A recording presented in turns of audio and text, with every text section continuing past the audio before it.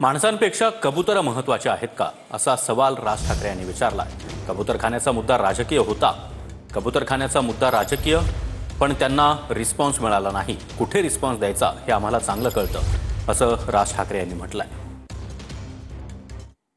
मेली नाही पाहिजे, माणसं मेली चालतात। एवढी आज इथे आज रेल्वे खाली माणसं जात आहेत, इतर सगळी काय काय आपण खड्ड्यांमध्ये माणसं जात आहेत। माणसांपेक्षा कबुतर महत्वाचे आहेत। पण मला माहिती होतं की तो पॉलिटिकल सगळा विषय आहे, राजकीय विषय, आणि त्या राजकीय विषय तशाच प्रकारे तो लावायचा होता की जेणेकरून, आणि त्याच्यात त्यांना लक्षात आलं की ह्यांच्याकडनं काही रिस्पॉन्स मिळत नाहीये। कारण आम्हाला माहिती आहे की कुठे रिस्पॉन्स द्यायचा एवढं तर आम्हाला कळतं की नाही।